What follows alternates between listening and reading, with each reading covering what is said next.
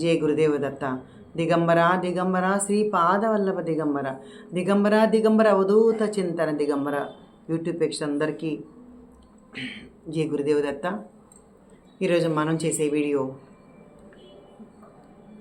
ఎవరి విషయంలోనూ తలదూర్చకండి, వాళ్ళకు ఉచిత సలహాలు ఇస్తూ ఉంటాం, అది మానేద్దాం అనే విషయం మీద మనం మాట్లాడుకుందాం ఈరోజు. అదేంటి అనుకుంటున్నారా? ఖర్చు లేని మాట ఏదైనా ఉందంటే ఉచిత సలహా మాత్రమే. దానికి ఎటువంటి డబ్బులు అవసరం లేదు. మన ఇష్టం, ఎవరికైనా ఏ సలహా ఇచ్చేయచ్చు. అది వాళ్ళకి అవసరం అవుతుందా, మంచిదా చెడ్డదా అని మనం చూడం. కొంతమంది, నేను అందరినీ అని ఉద్దేశించి ఎప్పుడూ ఏ వీడియోలో చెప్పలేదు, కొంతమందిని మాత్రమే తీసుకుంటాను. ఎందుకంటే అందరూ మంచి సలహాలు తీసుకొని గొప్ప గొప్ప ప్రయోజకులైన వాళ్ళు చాలామంది మనం ఉన్నాం. మన ఫ్రెండ్స్ని కావచ్చు, బంధువుల్లో కావచ్చు, ఆత్మ బంధువులు కావచ్చు, వీళ్ళందరికీ చాలా చాలా మంచి మనం మాటలు చెప్పి వాళ్ళని మనం మార్చిన వాళ్ళు ఉన్నారు. తర్వాత అలా చాలామంది ఉన్నారు, మీ అందరికీ తెలుసు. అది ఉద్యోగంలో కావచ్చు, లేదంటే మన పిల్లల విషయంలో కావచ్చు, ఆర్థికంగా కావచ్చు, బిజినెస్లో కావచ్చు, ఏదైనా సరే మంచి మంచి సలహాలు ఇస్తూ ఉంటాం మనం. అది కూడా గొప్ప విషయమే. కానీ కొంతమంది ఏం చేస్తారంటే మరి అంటే మనసులో ఒకటి పెట్టుకొని లోపల ఒకటి ప్రదర్శిస్తూ ఉంటారు. అంటే మనం పైకి చెప్పే మాట ఒకటి చెప్తూ ఉంటాం, అది ఎప్పుడు చేయకూడదు. సపోజ్ ఒక చిన్న ఎగ్జాంపుల్, నాకు ఒక తెలిసిన ఆవిడ ఉంది, పేర్లు చెప్పకూడదు కదా, అందుకని చెప్పట్లేదు. చీరల షాపుకు పిలిచింది ఆవిడ, వాళ్ళ ఫ్రెండ్స్ ఇద్దరు వెళ్ళారు. వెళ్తే పాపం మా ఫ్రెండ్కు చీరలు సెలెక్ట్ చేయడం రాదు. అయితే పద్దాక ఈవిని అడుగుతూ ఉంటుంది, ఏ చీర బాగుంటుంది చెప్పవా, ఏ కలర్ బాగుంటుంది చెప్పవా, నాకేది సూట్ అవుతుందో చెప్పవా అని అడుగుతుంది. పాపం ఈవిడ ఏం చేస్తుందంటే, ఆవిడకి అన్నీ కొనుక్కుంటుంది డబ్బులు పెట్టి అని, ఈవిడికి లోపల ఉడుకుమోతాను ఉంటుంది, కుళ్ళుతాను ఉంటుంది. కాబట్టి ఇదిగో ఈవిడికి నచ్చకపోయినా సరే, ఇదిగో అది చాలా బాగుంటుంది, అది తీసుకో అని చెప్పి పాపడవాడు ఈవిడ మాటను నమ్మి అది తీసుకుంటుంది అనమాట. యాక్చువల్గా ఆ చీర అసలు ఆవిడ సెట్ అవ్వదు, నచ్చదు, ఏమి ఉండదు. కానీ అయినా సరే ఉచిత సలహా ఇస్తూ ఉంటుంది. కాబట్టి నిజంగా ఇక్కడ నేనేమంటానంటే, ఎవరికి వాళ్ళకి తెలియదా సెలెక్ట్ చేసుకోవడం? ఎవరికి వాళ్ళకి మనకి ఏ కలర్ మనకు సెట్ అవుతుంది అని మనకు తెలియదా? అసలు అవతల వాళ్ళ సలహా ఎందుకు చెప్పండి? అది మన మేలు కోరే వాళ్ళైతే అడగచ్చు. కానీ ఆ ఉడుకుమోతనం ఉందని మనకు తెలిసి మళ్ళీ ఎందుకు మనం అలాంటివి తప్పుడుగా మనం అంటే వాళ్ళకి ఎంకరేజ్ చేసి వాళ్ళ టైంపాస్ కోసం వాళ్ళు తీసుకెళ్తామో మనకి అర్థం కాదు ఒక్కోసారి. ఎందుకంటే ఎవడైతే బాగా అంటే ఆవిడ సెలెక్ట్ చేసుకుని ఆవిడ బాగా కట్టుకునింది, ఆ విషయం తెలుసు అందరికీ. కానీ ఎవరి విషయంలో ఉన్నా సరే సలహా చెప్పేటప్పుడు కానీ మనకు ఒక గోల్డ్ విషయంలో కావచ్చు, చీరల విషయంలో కావచ్చు, మీకు చిన్నవే కదా, దేవుడి విషయాలు కదా మీరు చెప్తారు, ఎందుకు ఇవన్నీ చెప్తారు అనుకోకండి. ఇది కూడా మనకు అవసరమే. అంటే ఎవరి మీద మనం ఆధారపడక్కర్లేదు. గోల్డ్ కావాలి మన ఇంట్లో వాళ్ళకంటే ఎవరు సెలెక్ట్ చేసి దాంట్లో గొప్పగా ఉండండి. నీకు నచ్చిది నీ పిల్లని తీసుకెళ్ళచ్చు, నీ భర్తను తీసుకెళ్ళచ్చు, నీ ఇంట్లో బంధువులు కూడా వదిలేద్దాం. ఎందుకంటే వాళ్ళు కూడా ఒక్కొక్కసారి కొంచెం కుళ్ళిమోతనం ఉంటుంది అని మనం ఒక్కొక్కసారి అనుకుంటూ ఉంటారు. పోనీ వాళ్ళని కూడా వదిలేద్దాం. నీ భర్త నీకేది కావాలో నీకు తెలుసు, నీ బిడ్డలకు నీకేది కావాలో తెలుసు. మరి ఇంతమంది మన భర్త, మన భార్య, లేదంటే మన బిడ్డలు అనుకున్నప్పుడు ఎవరో తీసుకెళ్ళి మనల్ని శారీ సెలెక్ట్ చేయడం అనడం, లేదంటే నగలు సెలెక్ట్ చేయడం అనడం, ఇవన్నీ నా దృష్టి అయితే కరెక్ట్ కాదు. ఎందుకంటే అందరూ ఒకలా ఉండరు అని చెప్తున్నాను, నేను ముందే చెప్తున్నాను. అందరూ ఒకలాగా ఉండరు. మనం ఎవరైనా తీసుకెళ్తే ఎలా చేయాలంటే, నేను ఏ విధంగా అయితే కొనుక్కొని 100 సార్లు నాకు ఈ రంగు బాగుంటుంది, ఆ రంగు బాగుంటుంది ఎలాగైతే మనం చూసుకుంటామో, ఇతరులకు కూడా మనం సెలెక్ట్ చేసేటప్పుడు అలాగే చేయాలి. అలా చేసేవాళ్ళు అయితే తప్పకుండా మీరు వెళ్ళండి. కాదులే ఏదో ఒకటి తీసుకొచ్చింది కాబట్టి ఏదో ఒకటి ఊని ఇస్తే పోలేదా అని చెప్పాను. నా ఫ్రెండ్ తెలిసిన వాళ్ళు, నాకు ఒక ఫ్రెండ్ ఉందని చెప్పాను, ఆవిడ అలాగే చేసింది. అప్పుడు ఇంటికి వచ్చిన తర్వాత ఇవన్నీ నేను అనుభవంతో చెప్తున్నానని చెప్తాను. ఇంటికి వచ్చిన తర్వాత నాతో చెప్పేది ఆవిడ, పద్దాక లేకుండా చీరలు నా ప్రాణం తెలియదు, అందుకే ఏదో ఒకటి అని అనేసాను, అందుకోసమని నేను ఆ చీర కొనేసుకుంది, నాకు నచ్చలేదు అయినా కొనేసుకుంది అని చెప్పి. ఇప్పుడు నేను అనేదాన్ని, ఎందుకు అలా తప్పుడు సలహా ఇచ్చావు, తప్పు కదా అంటే, ఏం చేయమంటావు, రోజు నన్ను పద్దాక నేను కట్టుకొని చాలా బాగుండాయి అంటుంది, మరి అందుకోసమని నాకు సెట్ అయిన ఆవిడ సెట్ అవ్వాలని లేదు కదా, అందుకే ఏదో ఒకటి నేను అనేసాను అంటుంది. అప్పుడు నిజంగా నాకు చాలా బాధ కలిగింది. ఇవన్నీ నా మనసులో ఉన్న మాటలు. అప్పట్లో నేను ఇంకా చెప్పలేను. ఇప్పుడు కూడా అదే పరిస్థితి, జనాల దగ్గర ఇప్పుడు కూడా అదే పరిస్థితి. కాబట్టి నీకు ఏం కావాలో నీకు మాత్రమే బాగా తెలుసు.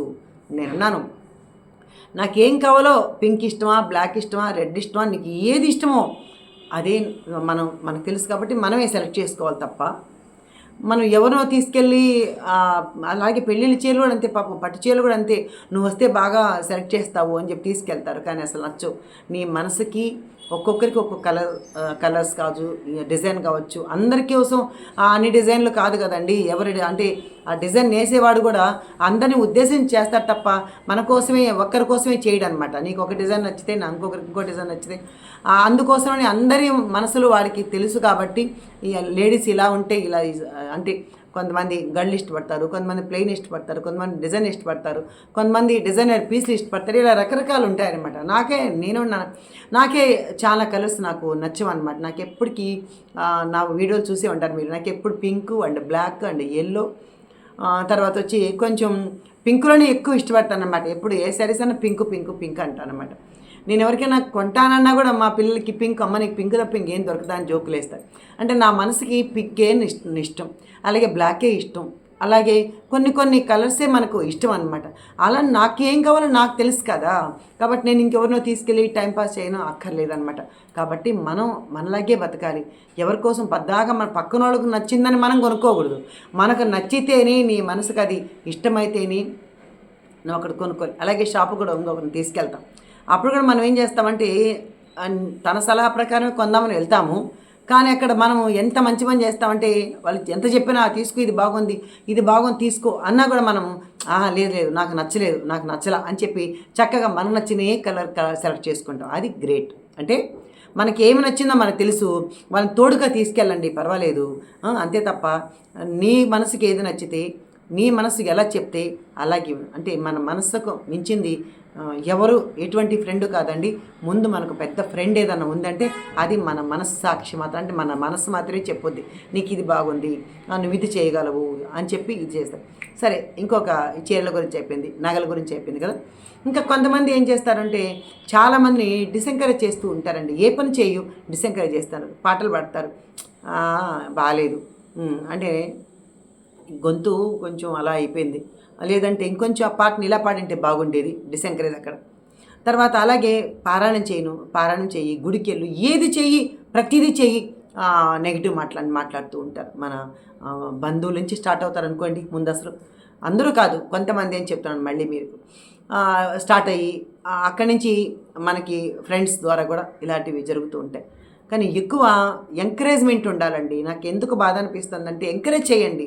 అలా అందరూ పుట్టుకతోనే పెద్ద పెద్ద పాటలు పాడేరు, పెద్ద పెద్ద గొప్ప ప్రవచనాలు ఇవ్వలేరు. అంత పుట్టుకతోనే ఏమీ రాదు, అనుభవమే నేర్పిస్తుంది. అనుభవమే జీవితంలో గొప్ప స్థాయికి తీసుకెళ్తుంది. కానీ పుట్టుకతోనే గొప్ప స్థాయికి వెళ్ళిన వాళ్ళు ఎవరైనా ఉన్నారా మీరు చెప్పండి?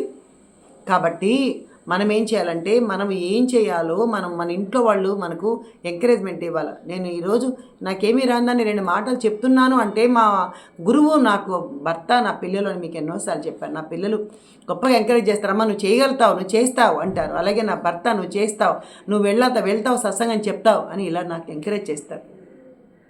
అప్పుడు మనలో ఉత్సాహం వస్తుంది. లేదులే నువ్వేం చేయలేవు, ఇంట్లో వాళ్ళ సపోర్ట్ కావాలండి. ముందు ఏది చేయాలని ఇంట్లో వాళ్ళ సపోర్ట్ కంపల్సరీ 100% కావాలి మనకు. కానీ మనం ఏం చేస్తామంటే అయ్యో నేనేమి చేయలేనేమో అని మనకి పాపం ఒకసారి అలా అనిపిస్తుంది. ఒకసారి ఏమో నేను ఏమీ చేయగలను, నా ఇంట్లో వాళ్ళే నాకు సపోర్ట్ చేయలేదని మనం బాధపడుతుంటాం. లేదు, ఇంట్లో వాళ్ళు కూడా సపోర్ట్ చేయండి, ఏం కాదు. మన మంచి పనుల కోసమే కదా మనం వెళ్ళేది. మనం ఏమైనా రోజు సినిమాలకు, షికార్లకు వెళ్తే అప్పుడు దాన్ని కట్టేయండి. కానీ ఇంట్లోనే మనం శత్రువులు అయితే మనం ఎవరు ఏం చేయరండి. కాబట్టి మన ఇంట్లో వాళ్ళు శత్రువులు కాకుండా ఇంట్లో మిత్రులుగా ఉండి వాళ్ళని ఎంకరేజ్ చేయాలి. ఇంకా కొంతమంది నాతో అన్న మాటలు మీతో పంచుకుంటున్నాను. నా బంధువులు కావచ్చు, నా భర్త, నా పిల్లలు నా గొప్పగా ఎంకరేజ్ చేస్తారు. నువ్వు ఇలా చెప్తావు, నువ్వు వెళ్తావు, ఒక్కరోజు సత్సంగం లేకపోతే కూడా నాకు చాలా అంటే ఒక రకమైన డిప్రెషన్కి వెళ్తా. అంటే అలవాటు అయిపోయింది కదా, రోజు చెప్పి అందరితో మాట్లాడి ఏంటి నాకు ఈరోజు సత్సంగం లేదనుకుంటా. అయితే జస్ట్ ఊరికే డిప్రెషన్ అంటే సరదాగా చెప్తున్నాను. మళ్ళీ బుక్స్ చదువుకుంటా, మెడిటేషన్ చేసుకుంటా, అది వేరే విషయం. కానీ కొంతమంది నాకు ఫ్రెండ్స్ ఉన్నారు, కొంతమంది వాళ్ళల్లో అందరూ నన్ను ఎంకరేజ్ చేస్తారు. అమ్మ నీ సత్సంగం బాగుంటుంది, ఇలా చాలామంది ఎంకరేజ్ చేస్తారు. దాంట్లో ఒకళ్ళు ఇద్దరు నాకేం చెప్పారంటే, మగవాళ్ళు ఏం చెప్పారంటే, ఆ అమ్మ ఎందుకు నువ్వు అలా ప్రతిరోజు ఎన్నో ఊర్లు తిరుగుతావు, అక్కడ అంటావు, ఇక్కడ అంటావు, పిఠాపురం అంటావు, గానగాపురం అంటావు, తర్వాత వచ్చే నా దత్తక్షేత్రాలు అంటావు, తర్వాత సత్సంగం అంటావు, ఒకరోజు ఎప్పుడు ఇంట్లో కుదురుగా లేవు, ఎక్కడెక్కడో తిరుగుతూ ఉంటావు, అసలు ఎందుకు తిరుగుతావు అలాగా అని చెప్పేసి ప్రేమతో అన్నవాళ్ళు ఉన్నారు. కొంతమంది ఒకళ్ళు అన్నారు, నన్ను అన్నారు, నువ్వు కీర్తి కోసం, కీర్తి అందులో నిన్ను పొగడాలని, దానికోసం కీర్తి కోసం నువ్వు ప్రాకులాడుతున్నావు అని చెప్పారు. అసలు ఆ మాట నాకు చాలా బాధ కలిగింది.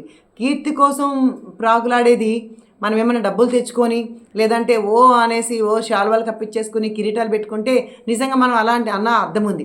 కీర్తి అనేది అది మనకు భగవంతుడు ఇచ్చేదే, కానీ మనుషులు ఇచ్చే కీర్తి కోసం ఎప్పుడు మనం ఎవరు పాకులాడకూడదండి. ఎందుకంటే దేవుడి మన్ననల కోసం పాకులాడలే, కానీ ఈ మనుషులకు ఇచ్చే కీర్తి నేనే వద్దు వద్దు అని దాన్ని నేను ఎలా కీర్తి కోసం పాకులాడతాను చెప్పండి. అంటే కొంతమంది ఏ రకంతో ఎంకరేజ్ చేస్తారో చెప్తున్నాను, ఏ రకంతో డిసెంకరేజ్ చేస్తారో నేను చెప్తున్నాను అనమాట. కాబట్టి అమ్మ నువ్వు చేయగలుగుతావు. నిజమే, ఇప్పుడు ఇంత వయసులో నేను అన్ని ఊర్లు ఎలా తిరుగుతాను, ఈరోజు ఇక్కడ ఉంటా, రేపు ఇంకొక ఊర్లో ఉంటా, వేలుండి ఇంకొక ఊరు ఉంటా, ఇది భగవంతుడి కృపతో జరుగుతుందని వాళ్ళు ఆ సాధన చేసేవాళ్ళు కూడా తెలుసుకోకుంటే ఇంకా నేను ఏం చేయాలి? సాధన అంటారు చాలామంది. నేను సాధన చేసుకుంటున్నా, నేను 4 చేసుకుంటున్నా, తెల్లాతొలే జపం చేసుకుంటున్నా, ఏదేదో మనం చెప్పుకుంటా ఉంటాం. కానీ అసలు సాధన అంటే ముందు మనం ఏం తెలుసుకోవాలి అంటే, నా భావన మాత్రమే సుమా ఇది. సాధన అంటే నా దృష్టిలో ఏంటంటే, జపం చేసుకొని కూర్చొని మనం పారాయణలు చేసుకొని మనం 24 గంటలు దేవుడితోనే ఉండడం ఒక రకమైన సాధన. కానీ నా సాధన ఎలా ఉంటుందంటే, దాంతో పాటు నేను పారాయణ చేసుకుంటా, సత్సంగాలు చేస్తా, ఆన్లైన్ క్లాస్ చెప్తా, అందరితో ఫోన్లో మాట్లాడతానంటే నీకు 24 గంటలు ఫోన్లోనేమంటారు. మరి మన నెంబర్ ఇచ్చినప్పుడు వాళ్ళు కష్టం వచ్చినప్పుడు మరి మాట్లాడుకుంటే ఎలా అంటారండి? ఆలోచించండి మీరు. ఇది నిజం కదా. మనం ఫోన్ మాట్లాడతాం, రోజుకు ఒక 50 ఫోన్లు వస్తాయి. వచ్చినా మాట్లాడాలి, తప్పదు. నువ్వు ఒక స్థితిలో ఉన్నప్పుడు నీకు 10 మంది కాల్ చేయాలనుకుంటారు, నీతో మాట్లాడాలనుకుంటారు. మనం ఫోన్ నెంబర్ ఇచ్చేసి ఒక పిఎన్ పెట్టుకుంటే అది ఎలా అవుతుందండి? కాదు కదా. మనము అట్లాంటప్పుడు మనం ఫోన్ నెంబర్ ఇవ్వకూడదు, మనం చక్కగా బయటికి వెళ్ళకూడదు, ఇంట్లోనే ముసుకేసి కూర్చుంటే ఎవరు ఫోన్లు చేయరు నీకు. మన 10 మంది ఫోన్లు చేస్తున్నారు అంటే మనకి అంటే వాళ్ళకి మన మీద ఎంత ప్రేమ ఉందో అని మనం అర్థం చేసుకోవాలి ఇక్కడ అనమాట. అయితే వాళ్ళు అంటారనమాట, నీకు అన్ని ఫోన్లు వస్తాయి, 24 గంటలు నువ్వు ఫోన్ లేనా, లేదా అక్కడ తిరుగుతావు ఇక్కడ తిరుగుతావు అని. తమాషా తిరుగుతారు అనుకుంటున్నారు ఎవరైనా? భగవత్ కృప లేనిదే, భగవంతుడి సంకల్పం లేనిదే అడుగు తీసి అడుగు వేరు ఏ క్షేత్రానికి వెళ్ళినా. నువ్వు ఎప్పుడు దాకా తిరగాలి అంటే, నీ మనసు ఎప్పుడైతే విరక్తి కలుగుతుందో, నాకు ఇంకా చాలు అనుకునేంతవరకు ఆ భగవంతుడు నేను ఎప్పుడు దాకా తెప్పిస్తాడు అప్పుడు దాకా తిరగాల్సిందే నువ్వు. మనం ఎంతమందో చెప్తా ఉంటారు చాలామంది, కొంతమంది అంటూ ఉంటారు, తిరిగితే తిప్పులు కూకుంటే కుప్పలు. అంత జ్ఞానానికి వెళ్తే నువ్వు అక్కర్లే, నువ్వు ఆడే కూర్చో అంటే చివట అమ్మ చెప్పారు, తిరిగితే తిప్పులు కూకుంటే కుప్పలు. నిజం, కూర్చొనే జ్ఞానం సంపాదించుకోవచ్చు. కానీ నాకైతే ఏమనిపిస్తుందంటే, అది గొప్ప సాధన. అది ఎవరికి వాళ్ళు చేసుకునే జ్ఞానాన్ని పొందే సాధన. అది దాన్ని నేను తప్పుపట్టను, చాలా అద్భుతమైంది. కానీ ఇక్కడ నాకేమనిపిస్తుంది అంటే, కొంచెం మహాత్ముల చరిత్రలు చదివి మహాత్ములతో పయనం చేసి వాళ్ళ దగ్గర నేను నేర్చుకున్నది ఏమిటి అంటే, ఎదుటి మనిషి వాళ్ళ హృదయంలో స్థానాన్ని సంపాదించుకోవడం చాలా గొప్పది. ఎదుటి మనిషిని సంతోషపెడితే కొన్ని వేల క్షేత్రాల్ని మనం దర్శించేంత పుణ్య ఫలితం ఉంటుంది అని నేను పద్దాక ఆ మాటలు విని ఈరోజు నేను ఎవరైనా పిలిస్తే వెళ్ళకాలన్నా ఎలా ఉంటాను, దేనికి వెళ్తాను, ఒకవేళ పెళ్ళిళ్ళకి వెళ్తే లేదా ఇంకో దానికి వెళ్తే మీరు అడగండి, అప్పుడు అది కూడా వదులుకోకూడదు. కానీ నేను అది వదులుకున్నాను, ఎందుకంటే ఇంకా ఆ స్థితి నుంచి కొంత దాటాను, అయిపోయింది. పెళ్ళిళ్ళు, షికార్లు అవన్నీ ఒక స్థితి వరకు అయిపోయింది. కానీ భగవద్ భక్తి కోసం, సత్సంగాల కోసం, క్షేత్రాల కోసం వెళ్ళినప్పుడు నువ్వు కీర్తి కోసం వెళ్తున్నావేమో అని ఒకళ్ళు అన్నారు. నాకు మనసు చాలా బాధపడింది. ఆ కీర్తి కోసం వెళ్ళడం ఏంటి అసలు నాకు తెలియకడుతాను. కీర్తి ఏనాడో భక్త కీర్తి వివర్ధనుడు ఆ సద్గురు సాయినాథుని పట్టుకున్న తర్వాత నిజంగానే ఆ నిర్మలమ్మ అనే వ్యక్తి తెలిసింది అందరికీ. లేదంటే అదివరకు నాకు చెప్పాను, ఎన్నోసార్లు మీకు వీడియోలు చెప్పింటాను, నమస్తే పెట్టే ప్రతి నమస్కారం పెట్టడం కూడా నాకు రాదమ్మా నాకు. అట్లాంటిది నా భర్త, నా పిల్లల రూపంలో ఆ సద్గురు సాయినాథుడే, ఆ దత్తాత్రేయుడే నన్ను మీ ముందు కూర్చోబెట్టి 4 మాటలు మాట్లాడే అదృష్టాన్ని నాకు భగవత్ కృప వల్ల మాత్రమే కలిగింది అని చెప్తా. సాధన అనుకున్నాం ఇందాక. సాధన అంటే నా దృష్టిలో ఎదుటి మరి సంతోష పెట్టడమే సాధన. వాళ్ళని ఇబ్బంది పెట్టేసి, వాళ్ళని బాధ పెట్టేసి, వాళ్ళ మనసు నొచ్చుకునేలా మాట్లాడేసి, వాళ్ళని ఏడిపించి తర్వాత వచ్చి 24 గంటలు జపం చేసుకుని దానివల్ల ప్రయోజనం ఏంటి చెప్పండి? అంటే మన మనసు ఎప్పుడు ఎదుటి మనిషి సంతోషం కోరాలి. అప్పుడు కోరినప్పుడే నేను భగవంతుడు నీకు ఏ పూజలు చేయకపోయినా నిన్ను భగవంతుడు ఎప్పుడూ కరుణిస్తాడు. నువ్వు ఎంతసేపటికి నువ్వు పూజలు చేసి, మనం పారాయణలు చేసి, ఇవన్నీ చేసుకొని మనం ఎదుటి మనిషి మీద ఈర్ష్య, అసూయ, ద్వేషం పెట్టుకుంటే మన పూజల ఫలితం వస్తుందా? నేనైతే అదే నేర్చుకున్నాను. యూట్యూబ్ చూసేవాళ్ళు ఎంతమంది అయినా నన్ను తప్పనుకున్నా నేనేం బాధపడనండి. నన్ను నా నెగిటివ్ కామెంట్ పెట్టా నేనేం బాధపడను. కాబట్టి సాధన అనే దానికి సరైన అర్థం తెలుసుకొని బ్రతుకుదాము అని చెప్పి అంటున్నాను అన్నమాట. అందరూ నేను ఎంత సాధన చేసుకుంటా, నేను 3ంటికి లేసి అట్లా చేస్తాను, ఆ ఉపాసన చేస్తాను, లేదంటే ఇట్లా చేస్తాను అని చాలామంది ద్వారా నేను వింటాను. కానీ అయిపోయింది. సరే మంచిది, చాలా మంచిది. ఏంది బ్రహ్మీ ముహూర్తం లేయడం చేయడం ఇవంతా చాలా గొప్పదే. కానీ ఎదుటి వాళ్ళని నువ్వు ఎందుకు వెళ్తున్నావు, బయట అన్ని ఊర్లకి వెళ్తున్నావు, కాబట్టి నువ్వు కీర్తి కోసం వెళ్తున్నావు అని నన్ను ఒకళ్ళు అన్నారు. ఆ మాట కోసం నేను బాధపడుతున్నాను అనమాట. ఎందుకంటే ఈ కీర్తి కోసం బయటికి వెళ్ళాల్సిన అవసరం లేదమ్మా. దేనికంటే కీర్తి నీకు భగవంతుడు ఇచ్చేది, అది మనుషులు ఇచ్చేది కాదు అని ఎన్నోసార్లు చెప్పాను. కాబట్టి మనం ఎవరిని నెగిటివ్ మాటలు మాట్లాడకుండా వాళ్ళని ఎంకరేజ్ చేయండి. అమ్మ నువ్వు బాగా చెప్తావు, నువ్వు చాలా బాగా చెప్పగలుగుతావు అని ముందుకు తోస్తే వాళ్ళు గొప్ప స్థితికి వెళ్ళగలుగుతారు. దానివల్ల మనకు వచ్చే నష్టం ఏంటి? నిన్న ఒక పాప చెప్పారు, ఒక అమ్మాయి చెప్పింది నాతో. వాళ్ళ అమ్మాయి పాపం సంథింగ్ బాబా కోసం ఒక యూట్యూబ్ ఛానల్ పెట్టుకుని దాన్ని సబ్స్క్రైబ్ చేసుకుంటే అమ్మాయికి డబ్బులు ఎక్కడ వస్తాయో అని కూడా వాళ్ళు సబ్స్క్రైబ్ చేసుకుని కూడా ఉన్నారండి జనాలు. తప్పే ఉంది, వాళ్ళకి డబ్బులు వస్తే 10 మందికి ఉపయోగపడతాయి. లేదు పోనీ వాళ్ళ కుటుంబమే బాగుపడుతుంది అనుకోవచ్చు కదా. ఎందుకు మనకు ఆ కుళ్ళు ఈర్ష్య ఎందుకు ఉండాలి? సబ్స్క్రైబ్ చేసుకుని నువ్వు చూసినా చూడకపోయినా నష్టమేం లేదు కదా దానిలో. ఇప్పుడు నేను ఎంతోమందిని యూట్యూబ్ ఛానల్ సబ్స్క్రైబ్ చేసుకుంటా. దేనికంటే నేను చెప్పేస్తున్నాను కదా, కాబట్టి నావి చాలే అని అనుకోను. ఎవరు చెప్పినా వినాలి. దాంట్లో ఏం మంచి మాట ఉందో మనకు తెలియదు కదా. మనకేమొచ్చని చాలామంది మనమేం గొప్ప గొప్ప విద్వాంసులు అయిపోలా, పండితులు అయిపోలా, చాలా చిన్నగా అడుగులు వేస్తూ ఉన్నాం. మరి అడుగులు వేసినప్పుడు చక్కగా మనం దాన్ని నిల్చోవాలి, కూర్చోవాలి, ఎన్నుంటాయి మన జీవితంలో. కాబట్టి ప్రతి ఒక్కరు చెప్పేది వినాలి, నేర్చుకోవాలి తప్ప మనల్ని ఎవరిని మనం కించపరచకూడదు, అలాగే డిసెంకరేజ్ చేయకూడదు. వాళ్ళని ముందుకెళ్ళేదానికి మనం చక్కగా వాళ్ళకు తోడ్పాటునిచ్చి వాళ్ళకు సలహాలు ఇవ్వాలన్నమాట. మాకు ఎస్వీబీసీ ఛానల్లో శ్రీనివాస్ సార్ అని ఒక ఆయన ఉన్నారు. నిజంగా ఆయన ఎందుకు అంటే ఎంత ఎంకరేజ్ చేస్తారంటే నాకు ఎంత ఆనందం వేసిందో. నన్ను అంటారనమాట, నిర్మల గారు మీరు చాలా గొప్ప స్థాయికి వెళ్తారండి, నాకు తెలుసండి, మీరు అలాంటి గొప్పగా ఆశ్రమాలు పెట్టాలి, మీరు గొప్పగా ఆధ్యాత్మిక ప్రవచనాలు చెప్పాలి అని చెప్పి నాకేమొచ్చండి. లేదు మీరు చెప్పగలుగుతారు, మీరు చేస్తారు, ఆ నమ్మకం ఖచ్చితంగా నాకు ఉందండి, మిమ్మల్ని ఆ లెవెల్లో నేను చూడాలనుకుంటున్నాను, నన్ను ఎంకరేజ్ చేస్తారు. నేను ఆ లెవెల్కి వెళ్తానో లేదో నాకైతే తెలియదు, కానీ ఆయన మాటల్లో ఆ యొక్క పాజిటివ్ నిజంగా నాకు ఇక్కడ చిత్తంలో ఉండిపోతుంది. కాబట్టి నాకు ఆ మంచి మాటలకు గుర్తొచ్చి నిజమే నేను ఒక మంచి స్థితికి వెళ్ళగలను అని నాకు ఒక స్ఫూర్తి అవుతారని. అలా కాకుండా లేదులే నువ్వు ఎప్పుడూ కీర్తి కోసం పాకులాడుతున్నావు అని మనకు బాగా తెలిసిన మనిషే అలాంటి ఎంత బాధ అనిపిస్తుందండి కదా. కాబట్టి దయచేసి ఎవరిని డిసెంకరేజ్ చేయొద్దండి. వీలైనంత వరకు వాళ్ళకు మనం ఏం చేయక్కర్లా, కామెంట్ చేయకున్నా వాళ్ళ బతుకు వాళ్ళు బతికితే, వాళ్ళ బతకనిస్తే చాలు. సద్గురు సాయినాథ్ మహారాజ్కి జై. కాబట్టి ఎవరి విషయంలో మనం తప్పుడు సలహాలు ఇచ్చి వాళ్ళని బాధ పెట్టే ప్రయత్నం చేయకండి. ఆ యొక్క మిమ్మల్ని అందరినీ కూడా అంటే కొంతమంది అలా ఉండే వాళ్ళని నేను అంటున్నాను. ఎందుకంటే మీ అందరూ చక్కగా నాకు సపోర్ట్ చేస్తున్నారు, చక్కగా నా యూట్యూబ్ ఛానల్ బాగుందని మంచిగా మాటలు చెప్తున్నామని నన్ను కామెంట్ చేస్తున్నారు. కాబట్టి మీ అందరికీ 100,000 కోటి కృతజ్ఞతలు తెలుపుకుంటున్నాను. సాయిరామ్.